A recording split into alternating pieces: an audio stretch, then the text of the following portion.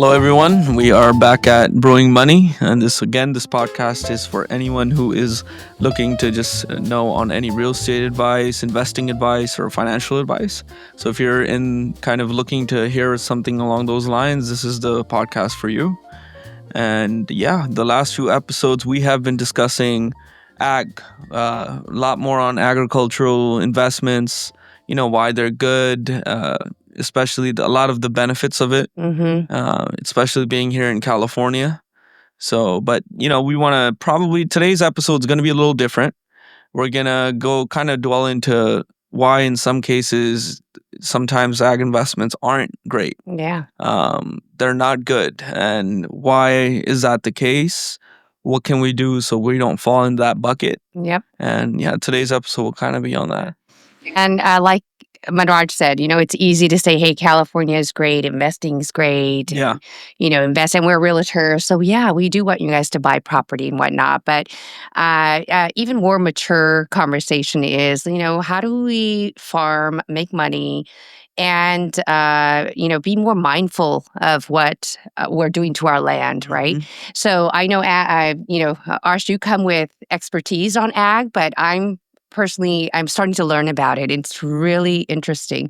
And one of the things that it shouldn't be shocking. I'm a little ashamed that we don't know more about where our food comes from and what we're doing to our land. But I told you I picked up a book and I started listening, and it was mind-blowing on how much we are focused on the rate of return opposed to what's really going on with our California land, and how much we're not nurturing Mother Nature, or really thinking much about it, right? So I think our conversation, like Manraj said, investing is great, but we also want to be very responsible of what we're presenting. And it's not all about the rate of return. It's about, how do we consciously farm? Yeah. Right.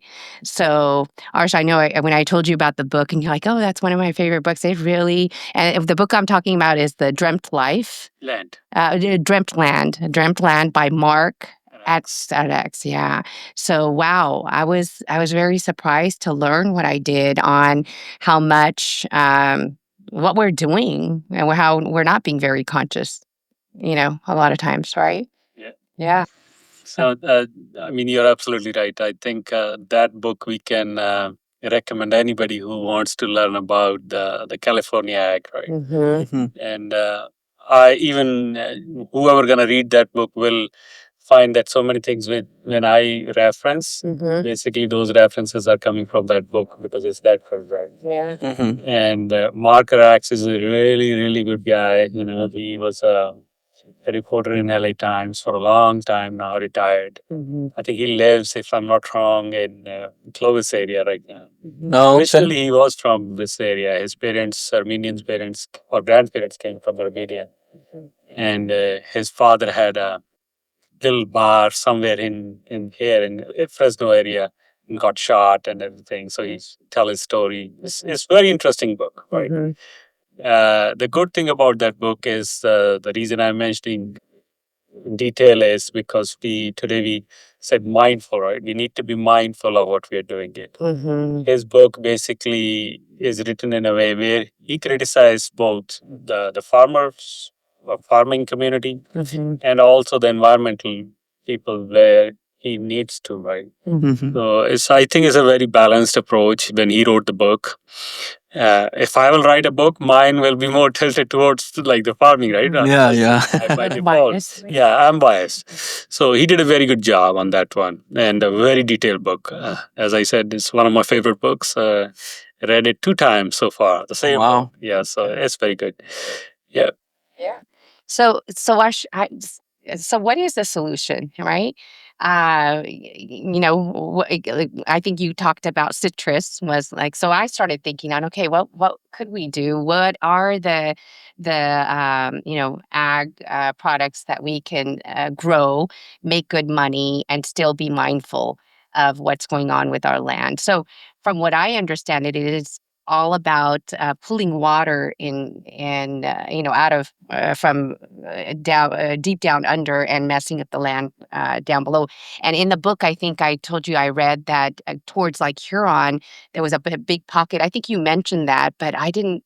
I don't think I heard it until I heard it in, when I was listening to the book on where there was just a piece of land that just fell from the bottom and someone actually died. And, there was a couple of people in a car accident or something like that, or in a car that fell. Yeah. So what is this? So we were talking before we started, and you said it's not that we're pulling the water, it's the storage of the water. That's the issue right now. Yeah. And that's where, because of our environmentalists, we're kind of stuck on building, ways to store the water, and yet, and then having to deal with killing off fish and doing all of that stuff. So, what do you think is the best solution, or is this the big question that everybody is asking? Right? Is how? Yeah, I think that's the big question in front of everybody right now. Mhm. What should we do, right? One of the challenge arises because 2/3 of California's total rainfall happens in Northern California, Mhm. north of Sacramento, basically, right? Uh-huh. And 2/3 of California's population and the farming land is in San Joaquin Valley, Mhm. right? Mhm. So there's an imbalance, right? Mhm. And so the to basically compensate that, we have the conveyance, basically the two canals. Whoever drove it on Freeway 5 from Sacramento to Bakersfield, Mhm. you will see two canals going side by side to the Freeway 5. Basically, those are the two canals that are bringing water from north to south. Mhm. Okay. John F. Kennedy had a very famous speech when he did the St. Louis Reservoir. He did the groundbreaking with his wife. They came here, Mhm. and he said, if we need, not exactly the same words, but he said, if we need more water, we will bring from where we have more waste, something like that, along those lines. Mhm. And so that is one thing, right? We need water on this side, we have land on this side, and we have rain on the other side. So we are bringing it here, right? Mhm. In the past, we didn't have that issue up to 1970s, I think. In 70s, environmental laws came into the picture, especially CEQA, CEQA, Mhm. State California Environmental Quality Act. And basically, that act is not only for ag, it's for everything. Like any project we have to do it, we have to basically do an environmental study and submit it and get a clearance, right? So all the water storage basically just stopped right there because they couldn't clear the CEQA, right? And then there's so many lawsuits went back and forth. CEQA was challenged up to, I think, early 2000s. Mhm. And after that, all the lawsuits get settled down. Now any project basically have to follow CEQA. Right? Uh-huh. So then the investment in the infrastructure totally stopped in 70s, 80s, right? To give you an example, in 1980, I think 80 or 81, around that time, there was a big reservoir in near Sacramento North. It's called Sites Reservoir. It got approved for the construction. Mhm. It's now 46 years today, and we didn't even acquire the land yet just because of the environmental laws. Wow. Okay, dang. So, but the California population kept growing, right? Mhm. And we were 10 million that time, or 15 million. Now we are 40 million, right? So the more and more water is needed. Mhm. And the environment is changing every year. Year over year, we see difference, the whole pattern. So all those things matter. So you ask the question, what should we do, right? So what's the right thing to do? The right thing to do is basically find the optimal solutions, like how much water we have it and how much land we can irrigate with that water, Mhm. right? Mhm. Now, and we should have a plan with the expansion of all the population. Hey, we need to either expand or get more creative on the same land to grow more. Uh-huh. But those kind of initiative never happens, Mhm. right? State and federal never talks to each other. State authorities don't. They criticize federal, and federal criticize Yeah. state. That's how it is. And state don't have a funding to do anything. Federal have funding, but they don't want to put money in state because state is not aligned with them. Mm-hmm. So all those things happens, right? So Do we have enough water to irrigate 8 million acres? I think yes, we do. I might be biased because I'm a farmer, but I do think we have water to irrigate 8 million acres without having any negative impacts like subsidence you mentioned, right? And the other things like the table is going down, even if a subsidence is not happening, the water table is going down, or we are pulling the water from deeper and deeper and the quality gets worse and worse. So we are getting like borons, heavy metals in the water, which we are getting it out. So those things won't happen if we have enough surface water available to irrigate the land. Yeah. Right? So that balance of the optimal value, or the acreage or the usage of water needs to be figured it out. That's how I see it. But is somebody working on this thing? No. Will somebody work on this thing? No. That's the situation. So, touching on that, the fact that it's such an issue that's been going on for decades, really. Water is kind of your backbone in agriculture. I mean, without it, you can't farm, regardless of the crop.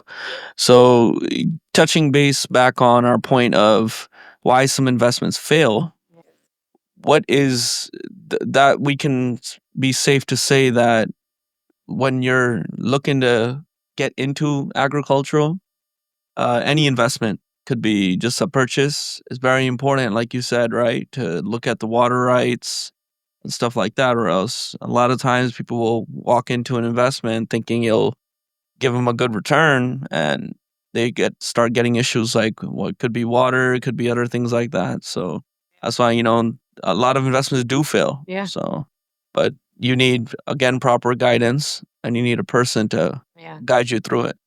Yeah, I'll give you an example on that thing. In 93 or 94, I think, the Monterey Treaty is a very famous treaty, one of the most corrupt treaty happened in California water history, I think. Oh wow. It happened, right? And the biggest corruption was like later on they found it. There's so many people basically, resnicks influenced them in the decisions, right? Okay. And all the area on near the 5 freeway in Kern County in Bakersfield area, they bought all that land before, like for pennies. And then the Monterey Treaty basically gave them the water for that land. Well, wow. So the value, of course, shot up. Monterey. Monterey. I think the meetings were happened in the Monterey city, so called Monterey Treaty. And that set of gave them the water rights, right? Yeah, yeah, So from business point, it's a very good decision. You buy a cheap land, yeah. you get the water rights, or you bought it, whatever, right? Mhm. And you grown the almonds on that land for a long time. Mhm. Now they are not they're growing almonds on those things. All those orchards are abandoned or taken out. The land is empty. But they did use that land for 40 years. Wow. They made all the profit, and they still own the water rights. Wow. Right, that water right belongs to them forever. Mhm. Right. Now you switch it, whether it's right or wrong. Let's not get into that. But now switch to the other side. You bought a land, and later on you found that land, the water rights are gone now. Yeah. Now you're set up for a failure. There's no solution to that thing. Yeah. That is why it is really important to find the right land so your investment is secure. Mhm. Right? The more secured water rights we have it with the land, the more secured is the investment. The land is not moving. Dirt is not going anywhere. Dirt is not going to get worse over like next 10 years. If you even try your best, it will take another 50, 60 years to make dirt bad, right? Yeah, yeah. So it's a very slow process. Mm. It all depends on the water. Yeah. And the other thing is, I think maybe not the realtor job. I don't expect the realtor to know. But some lands have water rights, right? Mhm. So you can sell that land that, hey, this land is good because it's a strong water rights. But the water on that land never reaches. Oh, I Give you an see. example. Okay. The two canals, which Frank Kern Canal, the canal goes from into the foothills. Like if you go to Madeira, the new community, Yeah, the ranchos. yep, right, right from the dam, you will see a canal going. Follow the foothills. Yeah, yeah. Water will go that. I think you can kind of see that off the 41, right? Yes, 41 to yes, exactly. Yeah. Yep, yep. Yeah. And all the Kern and majority of the Tulare County gets the water from that. Oh, right. They have water rights. But due to the subsidence in Tulare County, that canal is only operating like 40% of its capacity. Okay. Now 60% of water is not in that canal, which is supposed to be. I see. Okay. So that water is basically the people in Kern County are not getting it. Mm-hmm. You can still sell the land. Technically, on the paper, it still have water rights, Yeah. but that water never reaches them. Yeah. Wow. All right. Yeah. So it's important to Oh. do your due diligence, really. Exactly. Mm-hmm. So that's, I think, it's good to know whenever we suggest people, we give them the full picture. End of the day, decision have to be done by the buyer, right, or the Of seller, course. right? Yeah. We give them whatever information we have it, or we direct them to the right people. Hey, go talk to these guys, have meetings, and understand the water situation. Yeah. What's going on right now? So I'm hearing because of this heat wave, I know I'm kind of switching in, but because of the heat wave, like things are maturing a lot faster than they should have. Like we're ahead of schedule. And, how much does that affect, our weather affect? So every year, that's why we kind of touched in the beginning too, that the weather is changing very fast, right? And California have a resilience plan. It's called California Resilience Plan. Mm-hmm. CDFA basically do a heavy lifting on that plan, do whatever we need to do it to make the small scale farmers more resilient, Mm-hmm. or the medium scale too. There's so many things happening in that plan just to compensate this thing. Okay. Right? We cannot control the weather. The mother nature is mother nature. Yeah. It's gonna do whatever it's supposed to do, right? Absolutely. And to say, hey, no, this is doing it now, I don't agree with that part. Like since the creation of this Mother Earth, it's always changing, right?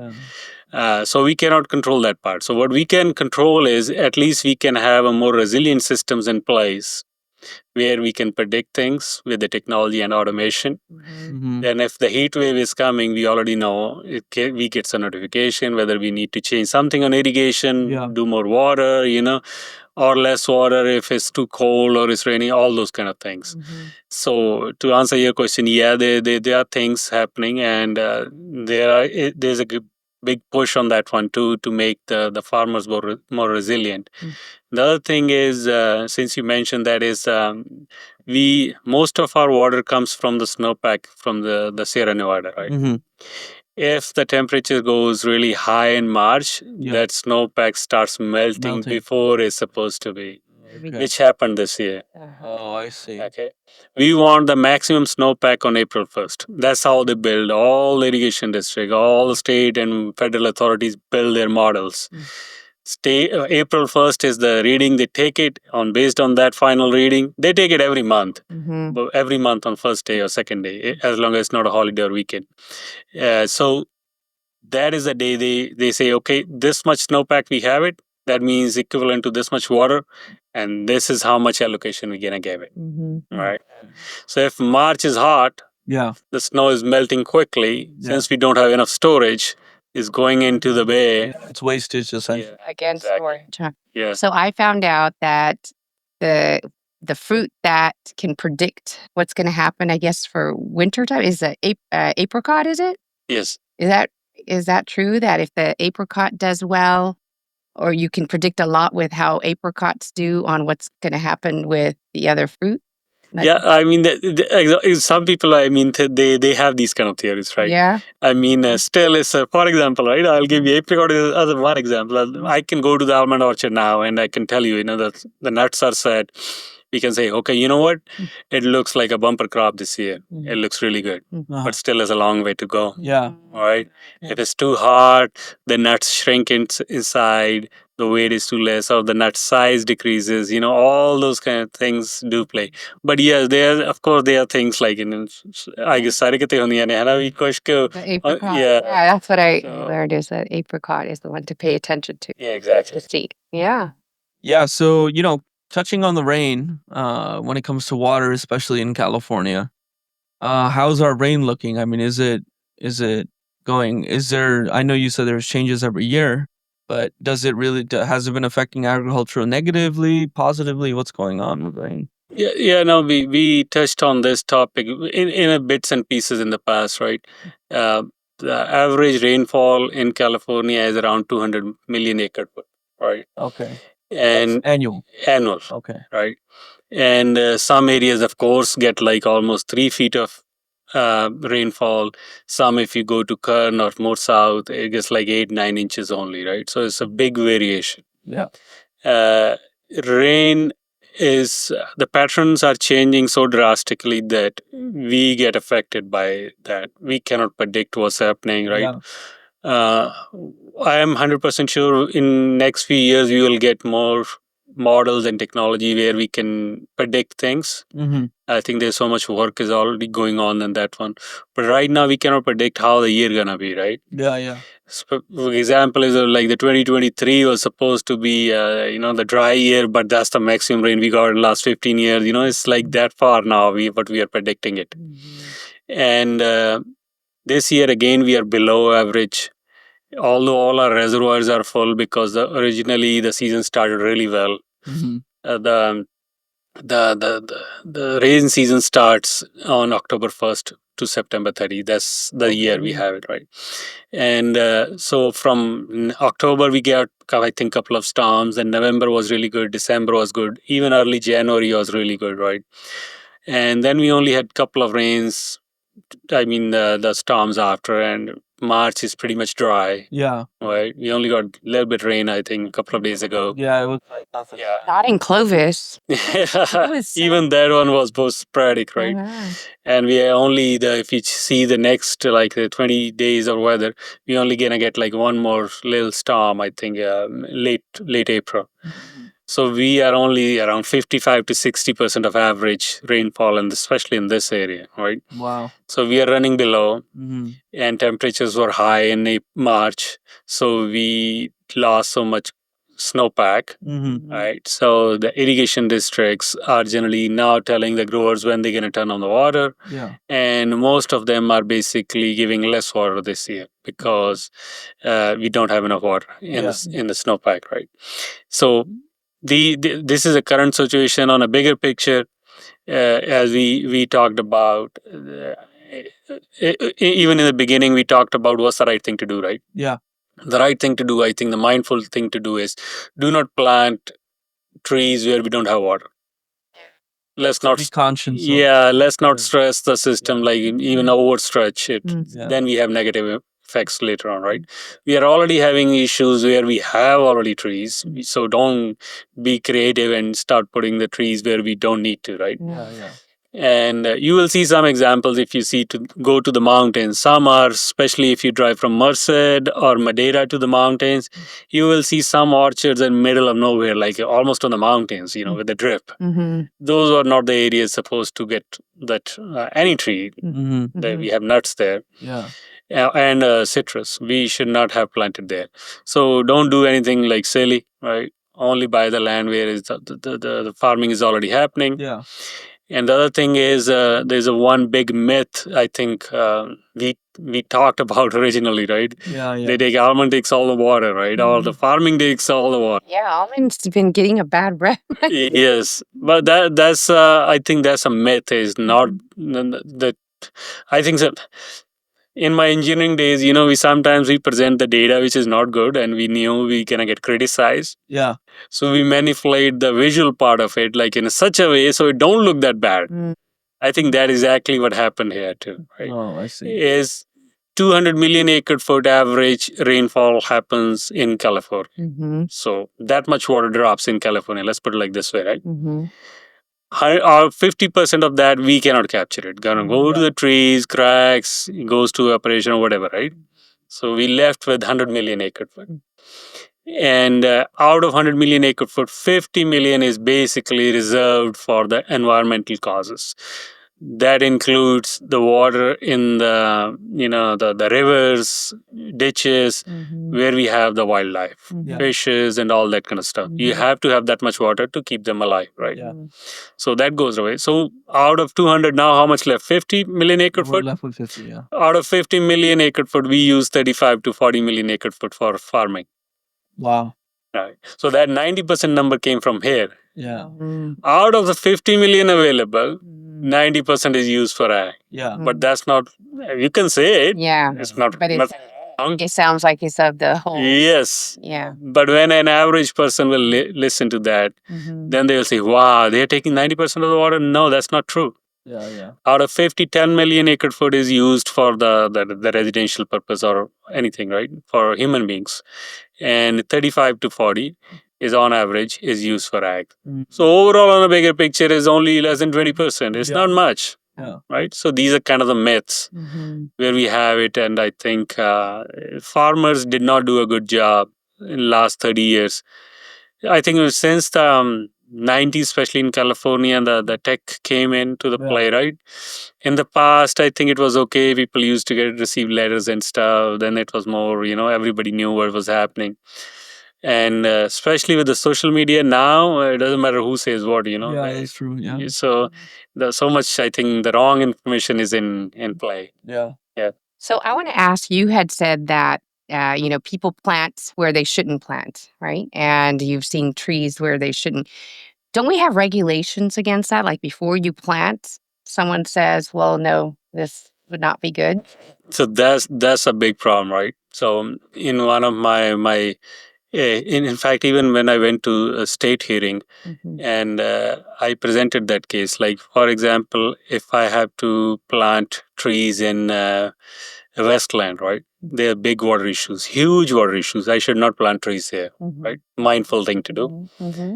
But state is telling me don't plant the trees because we have a state law. Sigma is going to restrict you or is going to fine you. It's going to put penalties later on. Of course, they cannot stop me to putting the trees in. Yeah. But they can put fines and fees and penalties, water restrictions, all that kind of fun stuff, right? But federal is giving money for me to put a new irrigation system there.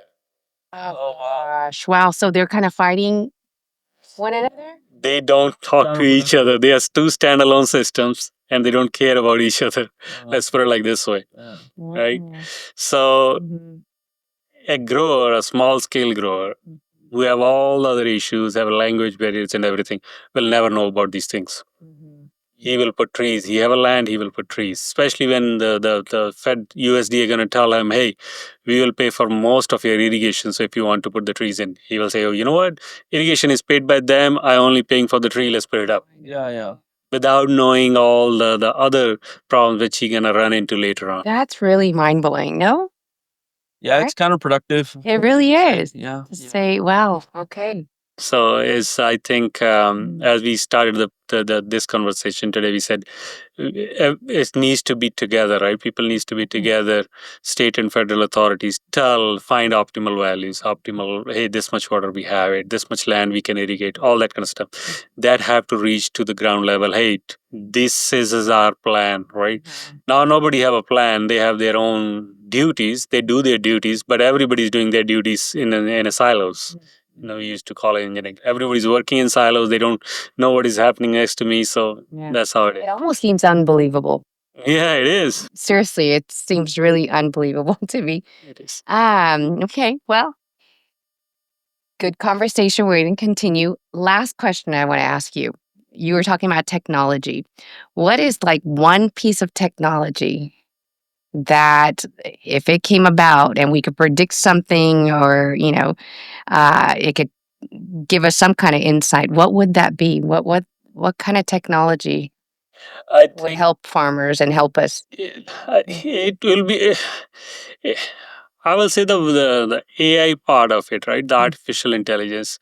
Once it will have enough data in the farms, it will totally change the farming the way we do it. Right now, the biggest challenge is we never logged anything in the farming world, right? So whatever I did in the last year, I have no idea what I did, how much water I put it, how much, when did I irrigate, what was the temperature outside, right? Nothing. There's no data logged anywhere, right? Yeah. What was the moisture level in May, first week, second, when heat wave happened, what was the moisture level in my ground? Like literally nothing available, right?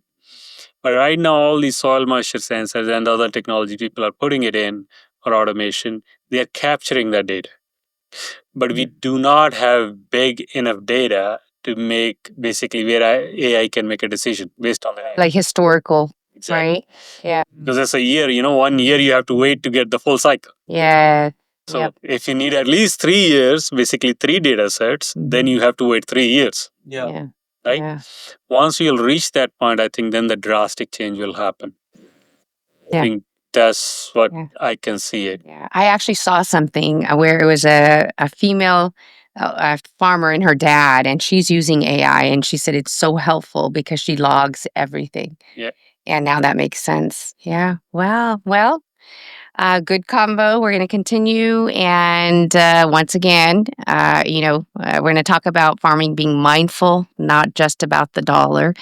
And if you guys are interested in looking into farming, we've got a very knowledgeable team, and we'd be more than happy to help you out with that. We're working on a few transactions I'm really excited about. But yeah, and if you guys have any questions for us, it helps us to learn as well. And with that being said, follow and like for more.